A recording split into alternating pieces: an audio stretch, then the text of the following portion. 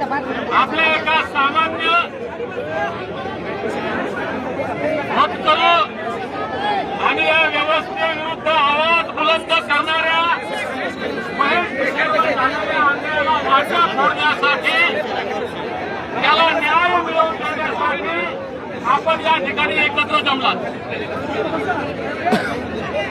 त्या दिवशी महेश भाऊचा व्हिडिओ आपण सर्वांनी पाहिला. खरं म्हणजे तो व्हिडिओ आहे 21 जानेवारी 2026 या दिवशीचा. त्या दिवशी या राज्यातील 2 नंबरचा समाज असलेला धनगर समाज, या समाजावर गेल्या 7 दशकांपासून जो अन्याय होतोय,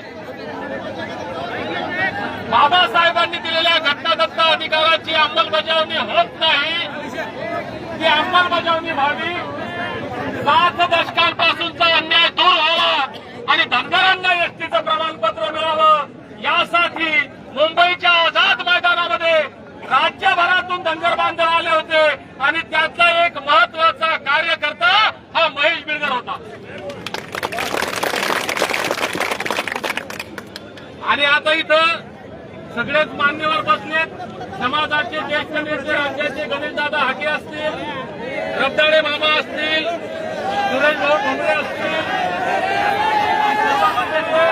माजी आमदार केंद्रे साहेब या ठिकाणी आले, आमच्या मनसुखे साहेबांचे चिरंजीव आहेत या ठिकाणी, आपल्या राजवंश आमचे भगवान भाऊ साहेब आहेत, आमचे मामा या ठिकाणी आहेत, बरेच सगळेच बांधव, आमचे आनंद भाऊ बनसोडे, आता तुमच्या परभणीतल्या गंगा घरबाबा मुंडे साहेब, आणि आपण सगळ्यांनी मोठ्यानं भाषण केले.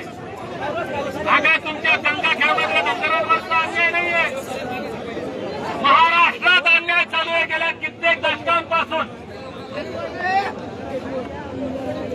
आणि हाच अन्याय 21 जानेवारीला मुंबईच्या त्या या देशाच्या आर्थिक राजधानीमध्ये या महाराष्ट्राचं सरकार या पोलिसांच्या खांद्यावर बंदूक ठेवून हा नीच आता सगळे अधिकारी पोलीस डिपार्टमेंटचे इथे मी पोलीस खात्यात काम केलंय, वर्दीमध्ये राहिलो, आजही स्वतःला वर्दीचा एक भाग मानतो म्हणून वर्दीची इज्जत घेऊन बोलतो. पण दुर्दैवानं या पोलिसांच्या खांद्यावर बंदूक ठेवून हे नीच राज्य करते त्यांची मनमानी करायला लागलेत. आणि त्या दिवशी त्यांची ही हुकुमशाही, हिटलरशाही चालणार नाही हे महेश सांगत होता. काय सांगत होता महेश? की सरकार खबरदार, पोलिसांची दादागिरी तुम्ही आम्हाला इथं नाही माळरानात दाखवा. बरोबर आहे भाऊ. काय चुकीचा बोलला होता महेश? बरं, त्या वाक्याचा शब्दाचा विपर्यास केला. आता 6 महिन्यानंतर आणि गंमत पहा, त्याला मारहाण झाली. आता टेक्निकल मुद्दा आहे दादा, तो बोलला असेल मान्य करू आपण, अरे मग तपास करा पोलिसांनी. पटकन गुन्हा दाखल केला, अॅट्रॉसिटीचा कसा पटकन गुन्हा असा दाखल होतो का? मी पोलीस खात्यात 10 वर्ष काम केलंय, सगळा अनुभव आहे. साहेब माझे हात जोडून आपल्याला विनंती, मी त्या दिवशी सुद्धा एसपी साहेबांना विनंती केली, ऍडिशनल साहेबांशी बोललो, आपल्या पीआय साहेबांशी बोललो, ज्या तत्परतेने अॅट्रॉसिटी गुन्हा दाखल केला, छोटा गुन्हा आमच्या महेशवर दाखल केला, त्या तत्परतेनं तपास करून रद्द करा.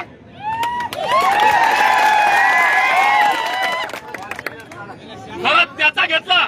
मग महेशचा जो सांगत होता महेश, तो का रिपोर्ट तुम्ही घेतला नाही? पोलिसांकडे रिपोर्ट आल्यानंतर पोलिसांना नाकारता येत नाही काय? मुळात बांधवांनो, या गोष्टी आपण काही समजून घ्या. पोलिसांकडे रिपोर्ट खरा येऊ की खोटा येऊ, पोलिसांना घ्यावा लागतो. तो तपास केल्यानंतर न्यायालयामध्ये चार्जशीट फाईल करताना तो सिद्ध करावा लागतो, हा खरा आहे का खोटा आहे. खोटा असेल तर मग A final, B final, C final येते, पोलीस तपासाचे भाग असतात. मग तुम्ही ज्या त्यांच्या विरोधात गुन्हा दाखल केला. खरा खोटा शहानिशा न करता मामा याचा रिपोर्ट घेतला नाही, तसा का नाही घेतला? कुणाचा ऐकून करताय तुम्ही हे? आतापर्यंत आम्ही त्या दिवशी सांगितलं होतं मामा, माणुसकीनं चाललो होतो आम्ही. 17 जानेवारीला माणुसकीनं आम्ही मुंबईच्या दिशेने निघालो होतो. 16 जानेवारीला कर्फ्यू लावला. दादा आम्हाला अटक केली. मी बीडमध्ये आलो, बीडमध्ये कर्फ्यू लावला. हे का चाललंय दादा? हे धनगरांचं दमन. अरे एक मल्हार आया असं अफवा जरी उठली तर गावाचे गाव खाली व्हायचे त्या उत्तर हिंदुस्थानामध्ये. एवढी आणि आज त्याच मल्हार मावळ्यांवर ही वेळ. अरे आटके पार झेंडे फडकवणार आहे तुम्ही. दिल्लीच्याही तख्त राखतो महाराष्ट्र माझा, हे ज्यांच्यामुळे म्हणतो ना आपण, ते होळकरशाहीचे संस्थापक श्रीमंत मल्हारराव होळकर, त्यांचे वंशज. अरे जगतच्या इंग्रजांना आपल्या पायाशी ज्यांनी लोळायला लावलं ते महाराजा यशवंतराव होळकरांचे वंशज आहेत तुम्ही. आणि आज तुमच्यावर ही वेळ आली, याचं आत्मपरीक्षण पैलवान साहेब प्रत्येकाला करण्याची गरज आली आहे. सुरेश भाऊ, हे काय होतंय? हे कशामुळे होतंय? याला दोष आपण सकाळपासून भाषण अशी बोलतोय निशिकांत दादा. हे असे चार आमच्याकडे आहेत ना, याचं आत्मपरीक्षण करणार आहे की नाही आम्ही? दोष त्यावेळेस आम्ही दुसऱ्याला देतो, दोष आमचाही आहे. आमची बुद्धी आम्ही गावात ठेवली आहे. सकाळपासून ऐकतो मी, याला डोक्यावर आलं, याला बसवलं, तुम्ही दुसरा आणला ना, तो याचा बाप निघणार आहे पुढे. कोण चांगलं आहे तुमच्यासाठी? कोण चांगलं आहे? अरे हे 8-6 दिवस झाले या पोराला हा अन्याय इथं आज होतोय का? अरे दररोज या राज्यात प्रत्येक जिल्ह्यात, कोणत्या तरी तालुक्यात, कोणत्या तरी गावात आमच्या मेळपावर हमले होत आहेत. आमच्या आया बहिणींच्या अंगावर हात टाकला जातोय. दररोज अन्याय होतोय. या महाराष्ट्रात शेकड्यानं झालेल्या हिंदुत्ववादी संघटना आणि त्यांचे नेते कुठे कधी बोलतात का तुमच्यासाठी? अरे मरायला तुम्ही, लढायला तुम्ही, आणि तुमचा फक्त वापर करायला सगळे कधी भेटत बसणार का तुमच्या?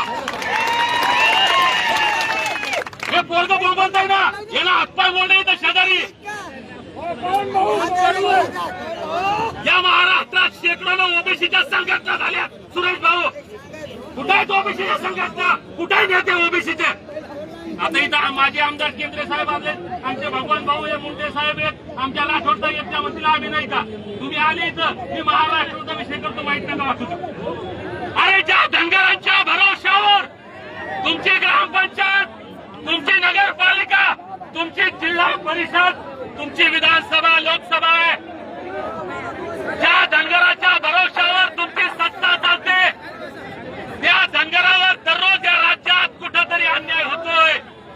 कुठे तुम्ही आहे का? महेश भाऊ, मी प्रश्न विचारतो, पवन करवार, हा? अरे कुठे शेकड्याच्या संघटना, त्यांचे नेते, ज्या एसटी आरक्षणाच्या अंमलबजावणीसाठी आम्ही रक्ताचं पाणी करतोय, जीव धोक्यात घालतोय. आज आमचे इतके गुन्हे दाखल झाले, किती लोक आरोपीवर काय आहे भाऊ? आरोपीवरच बोलतोय. कुठेच नेते सपोर्ट करतात का? अरे किती नेते तुमच्यासाठी आरक्षण मागायला येतात आणि तुम्ही चालले तर पुढे वाचवत याचे त्याचे त्याचे. येऊ झाला की देव झाला की